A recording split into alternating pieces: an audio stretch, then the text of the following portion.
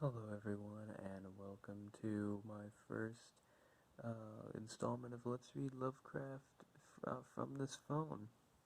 Um, it's been a while since I've uploaded one of these. My apologies.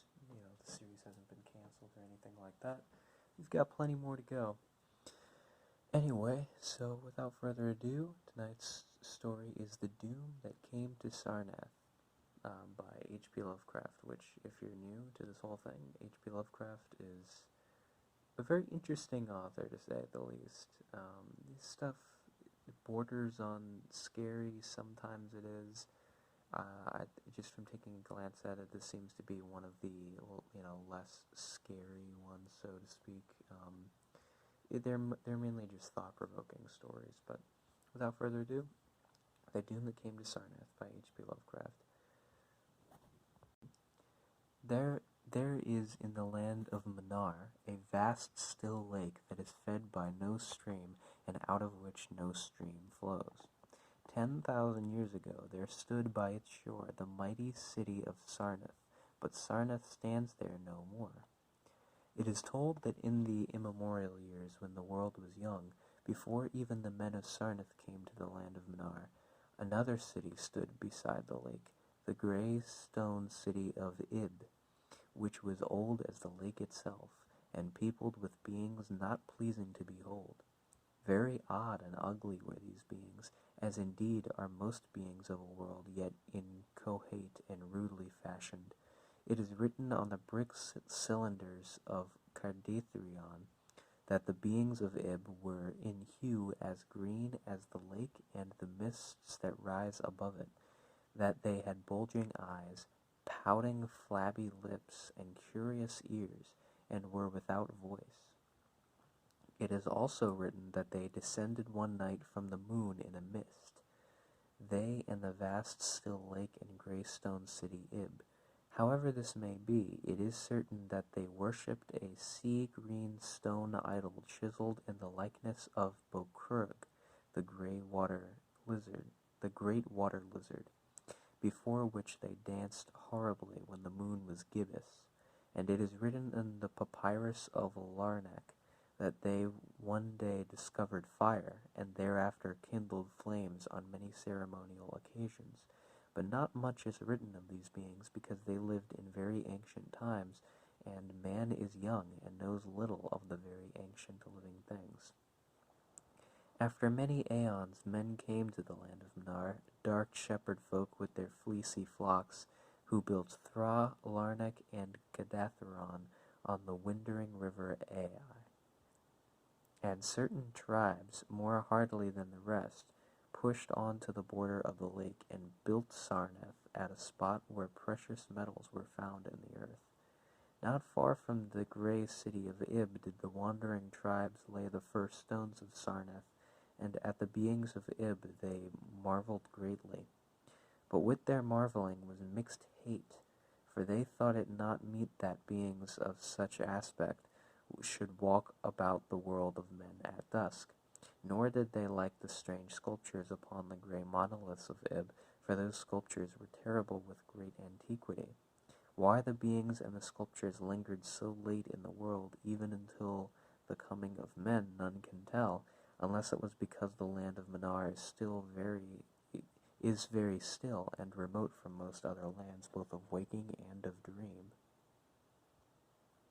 As the men of Sarnath beheld more of the beings of Ib, their hate grew, and it was not less because they found the beings weak and soft as jelly to the touch of stones and spears and arrows.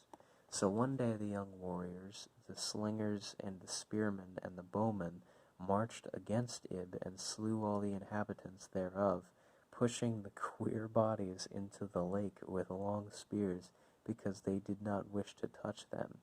And because they did not like the grey sculptured monoliths of Ib, they cast these also into the lake, wondering from the greatness of the labor how ever the stones were brought from afar, as they must have been, since there is naught like them in all the land of Manar or in the lands adjacent. Thus of the very ancient city of Ib was nothing spared save the sea green stone idol chiseled in the likeness of Bokrug, the water lizard. This the young warriors took back with them to Sarnath as a symbol of conquest over the old gods and beings of Ib, and a sign of leadership in Manar. But on the night after it was set up in the temple, a terrible thing must have happened, for weird lights were seen over the lake, and in the morning the people found the idol gone, and the high priest Taran-ish lying dead, as from some fear unspeakable.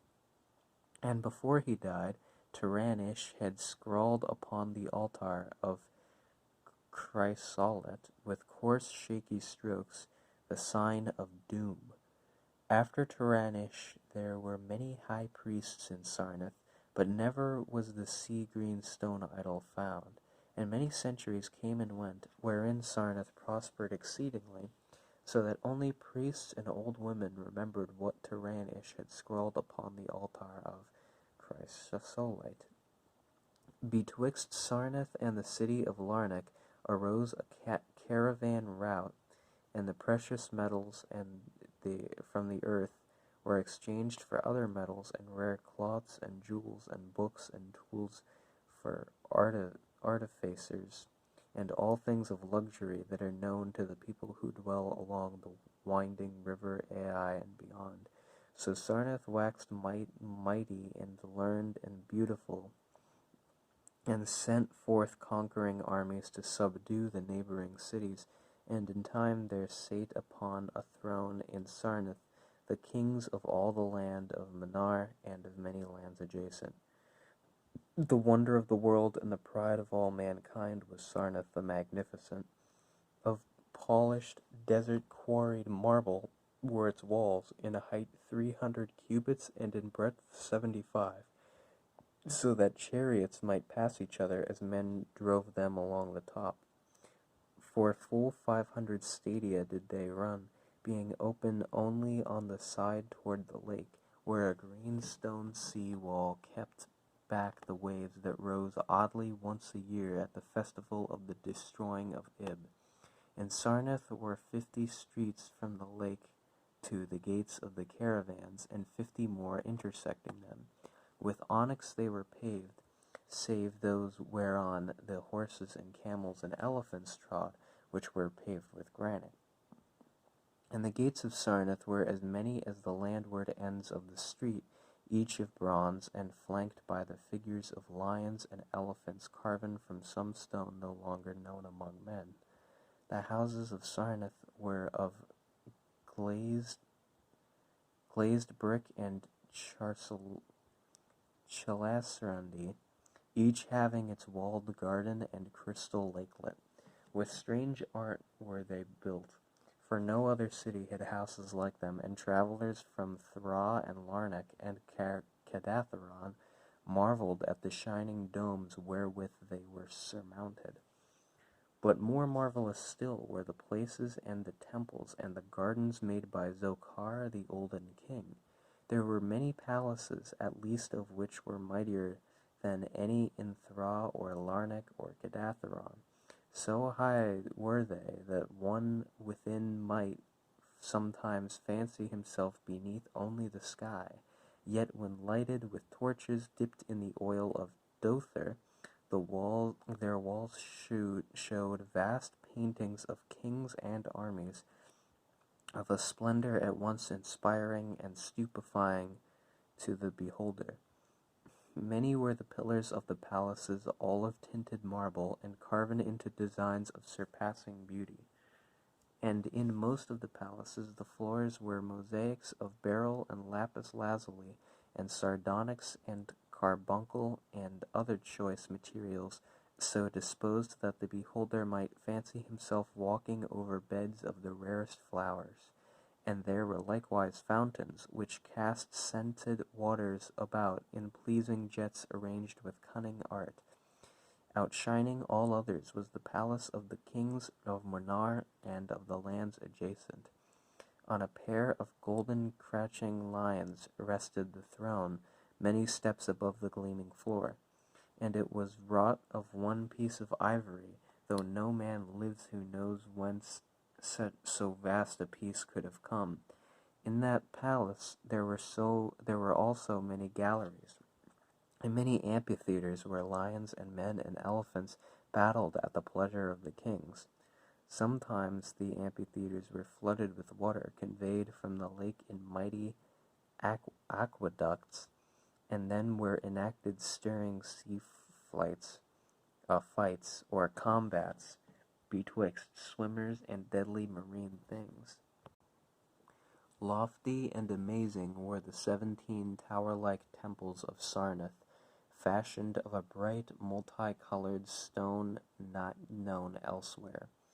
A full 1,000 cubits high stood the greatest among them, wherein the high priests dwelt with a magnificence scarce less than that of the kings. On the ground were halls as vast and splendid as those of the palaces, where gathered throngs in worship of Zocalar and Tamesh and Loban, the chief gods of Sarnath, whose incense-enveloped shrines were as the thrones of monarchs. Not like the icons or other gods were those of Zocalar and Tamash and Loban, for so close to life were they that one might swear the graceful bearded gods themselves sat on the ivory thrones. And up unending steps of shining zircon was the tower chamber, wherefrom the high priests looked out over the city and the plains of the lake by day, and at the cryptic moon and significant stars and planets, and their reflections in the lake by night. Here was done the very secret and ancient rite and destination of Bokrug, the water lizard, and here rested the altar of Trilsolite, which bore the doom scrawl of Taranish. Wonderful, likewise, were the gardens made by Zokar, the olden king. In the entire center of Sarnath they lay, covering a great space and encircled by a high wall, and they were surmounted by a mighty dome of glass, through which shone the sun and moon and stars and planets when it was clear, and from which were hung fulgent images of the sun and moon and stars and planets when it was not clear. In summer the gardens were cooled with fresh odorous breezes skillfully wafted by fans, and in winter they were heated with concealed fires, so that in those gardens it was always spring. There ran little streams over bright pebbles, dividing meads of green and gardens of many hues, and spanned by a multitude of bridges. Many were the waterfalls in their courses, and many were the lilied lakelets into which they expanded. Over the streams and lakelets rode white swans, whilst the music of rare birds chimed in with the melody of the waters. In ordered terraces rose the green banks, adorned here and there with bowers of vines and sweet blossoms, and seats and benches of marble and porphyry. And there were many small shrines and temples where one might rest or pray to small gods. Each year there was celebrated in Sarnath the feast of the destroying of Ib, at which time wine, song, dancing, and merriment of every kind abounded. Great honors were then paid to the shades of those who had annihilated the odd ancient beings, and the memory of those beings and of their elder gods was derided by dancers and lutanists crowned with roses from the gardens of Zokar. And the kings would look out over the lake and curse the bones of the dead that lay beneath it. At first the high priests liked not these festivals, for there had descended amongst them queer tales of how the sea-green Icon had vanished, and how Taranish had died from fear and left a warning. And they said that from their high tower they sometimes saw lights beneath the water of the lake. But as many years passed without calamity, even the priests laughed and cursed and joined in the orgies of the feasters.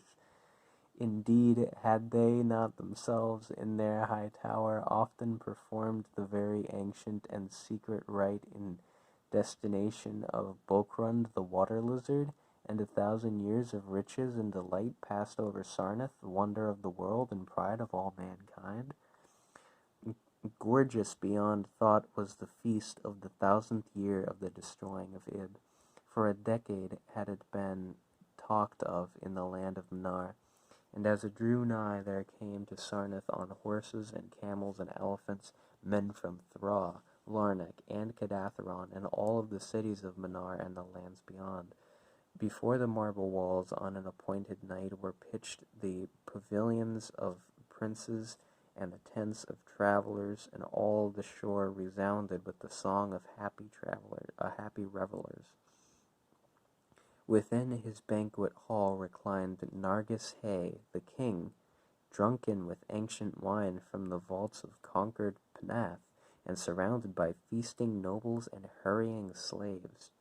There were eaten many strange delicacies at that feast, peacocks from the isles of Nerial in the middle ocean, young goats from the distant hills of Implan, heels of camels from the Benazic desert, nuts and spices from Sidatharan groves, and pearls from wave-washed Matal, dissolved in the vinegar of Thra. Of sauces there were an untold number, prepared by the subtlest cooks in all Mnar, and suited to the palate of every feaster. But most prized of all the viands were the great fishes from the lake, each of vast size, and served up on golden platters set with rubies and diamonds. Whilst the king and his nobles feasted within the palace, and viewed the crowning dish as it awaited them on golden platters, others feasted elsewhere. In the tower of the great temple the priests held revels, and in pavilions without the walls the princes of neighboring lands made merry. And it was the high priest Gnai Ka who first saw the shadows that descended from the gibbous moon into the lake, and the green mists that arose from the lake to meet the moon and to shroud in a sinister haze the towers and the domes of fated Sarnath. Thereafter those in the towers and without the walls beheld strange lights on the water, and saw that the grey rock Acuron, which was wont to rear high above it near the shore, was almost submerged, and fear grew vaguely yet swiftly, so that the princes of Larnak and of Far Rokal took down and folded their tents and pavilions and departed from the river Ai, though they scarce knew the reason for their departing. Then, close to the hour of midnight, all the bronze gates of Sarnath burst open and emptied forth a frenzied throng that blackened the plain, so that all the visiting princes and travelers fled away in fright. For on the faces of this throng was writ a madness born of horror unendurable, and on their tongues were words so terrible that no hearer paused for proof. Men whose eyes were wild with fear shrieked aloud at the sight when the king's banquet hall, where through the windows were seen no longer the forms of Nargis and his nobles and slaves, but a horde of indescribable green voiceless things with bulging eyes, pouting flabby lips, and curious ears, things which danced horribly, bearing in their paws golden platters set with rubies and diamonds containing uncouth flames. And the princes and travelers, as they fled from the doomed city of Sarnath on horses and camels and elephants, looked again upon the mist-begetting lake and saw the grey rock Acuron was quite submerged. Through all the land of Mnar and the lands adjacent spread the tales of those who had fled from Sarnath, and caravans sought that accursed city and its precious metals no more. It was long ere any traveler went thither, and even then only the brave and adventurous young men of the distant Felona dared make the journey. Adventurous young men of yellow hair and blue eyes, who are no kin to the men of Manar. These men indeed went to the lake to view Sarnath, but though they found the vast still lake itself, and the grey rock Acheron which rears high above it near the shore, they beheld not the wonder of the world and pride of all mankind, where once had risen walls of 300 cubits and towers yet higher, now stretched only the marshy shore, and where once had dwelt 50 millions of men, now crawled only the detestable green water lizard. Not even the mines of precious metal remained, for doom had come to Sarnath. But half buried in the rushes was spied a curious green idol of stone, an exceedingly ancient idol coated with seaweed and chiseled in the likeness of Bokrug, the great water lizard. That idol, enshrined in the high temple at Larnak, was subsequently worshipped beneath the gibbous moon throughout the land of Nar. Alright, well, I hope you enjoyed this story, this tale, and yeah, that'll do it.